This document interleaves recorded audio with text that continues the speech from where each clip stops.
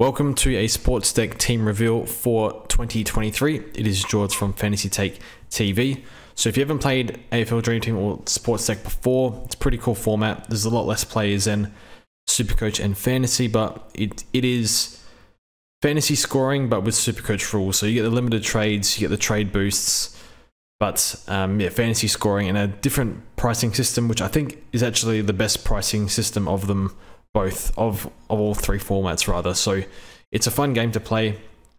I think last year it does seem to be a format where people just take risks and where people just pick plays that they wouldn't pick in Supercoach and Fantasy. But for this year, I'm going to try my best. Last year, my starting midfield was, I think, Lipinski, Berry, Shield, Rao. I just went silly on the mid prices, and it was okay because there was a lot of value there. So while they didn't all work out, a bit of value did pay off.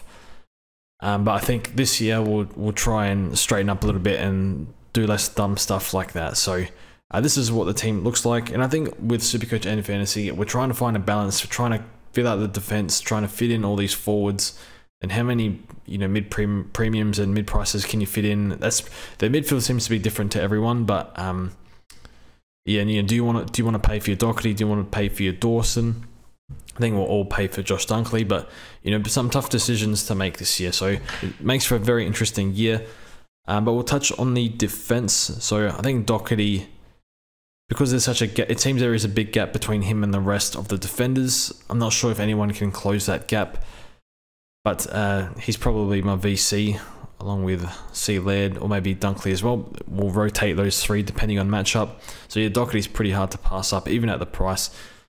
And then you got Dawson. So I think in this range of your 900k plus defenders to your mid prices and rookies, so like your sub 500 players, it's very difficult to find attractive options. Maybe you like a Will Day. I think he's a bit too versatile and durability hasn't been the best, so I don't really want to go that route.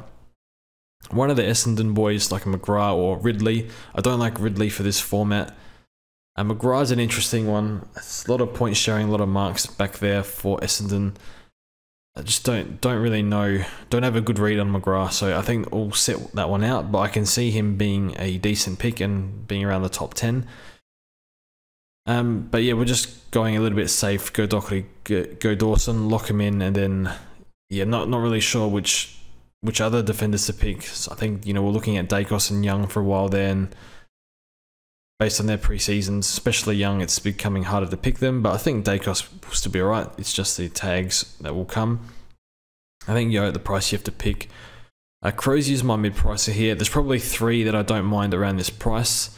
They are Jaden Hunt, Crozier, and Jack Bowes. Bowes is actually 400k, so he's very cheap if you want to go there.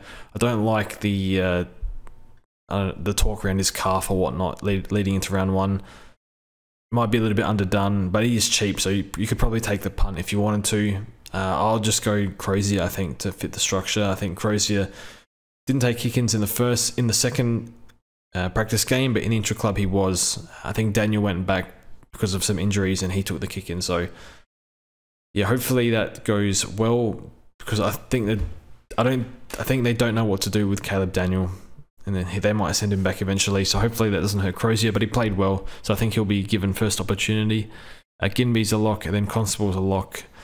I'm just a bit worried about his job security if he keeps turning it over. And then McKenna and Wilmot on the bench. A little bit worried about McKenna. I think Wilmot will keep playing because they like him, but they've given him a role on a wing, which probably isn't his preference, but they did okay. They're a bit quiet, but I think your D8, not asking for too much.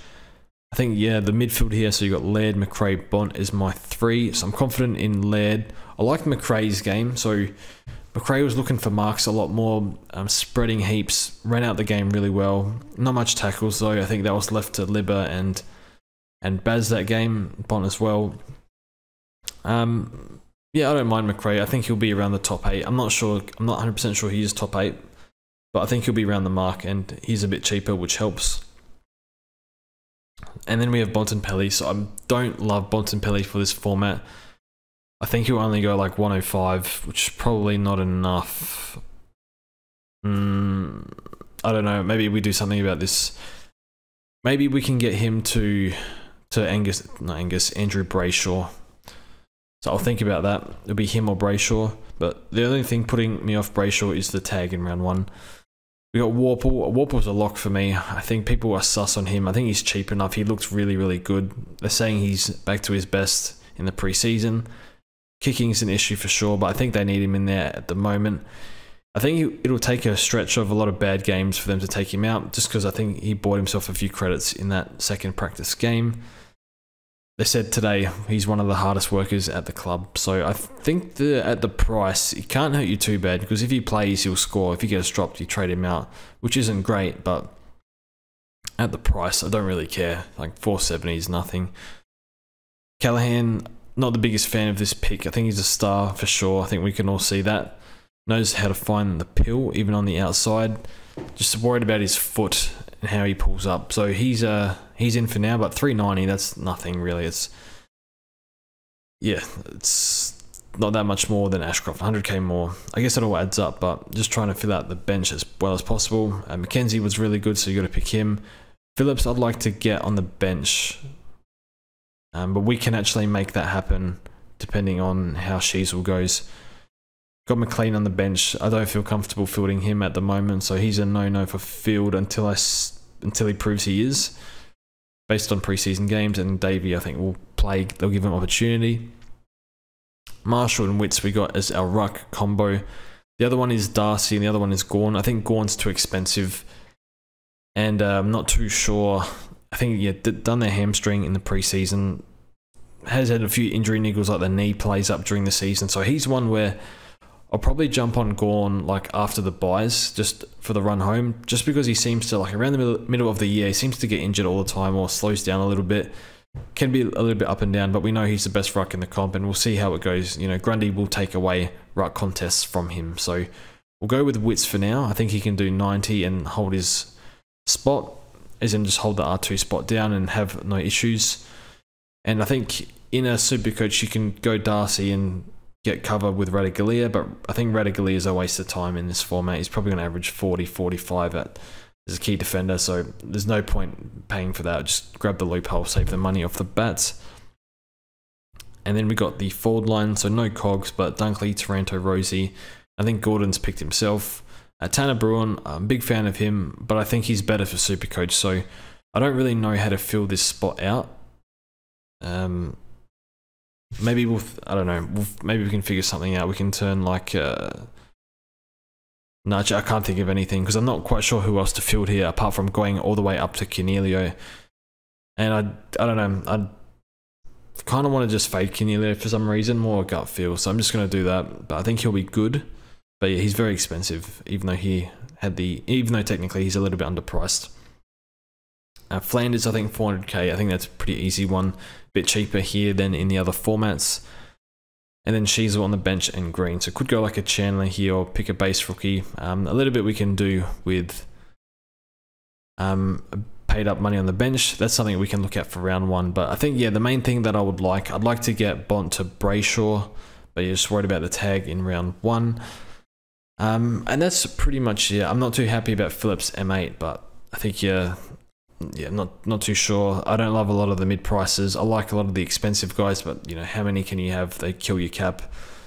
And yeah, it's more the guys that are maybe like 100 to 105 that can go, you know, push an extra 5 points plus lead the captain. I don't mind those. The other one is probably Josh Kelly, but it's always hard to trust Kelly with his history. But yeah, he will get a very nice role, and I think he'll be popular amongst the top coaches. So yeah, that's what the team is looking like. Probably another one was Sam Berry. I don't mind. Tom Green looks pretty good, but I don't think Tom Green's built for fantasy. I think he's built for Supercoach. But yeah, that's all from me. That's how the team is shaping up. Let me know what you think and what I don't know, are you entering a team this year in Sportsdeck? So yeah, I think you definitely got a better chance at, you know, finishing top 10 here than others. Not just because there's less competition, but you know, people stuff around in this format a lot just to like take risks and, you know, do them trades on Monday. Who cares? Focus on the other formats. But yeah, hopefully take it a bit seriously and see how we go this year. So thank you for watching, and we'll see you guys in the AFL Fantasy team reveal tomorrow. So see you guys next time.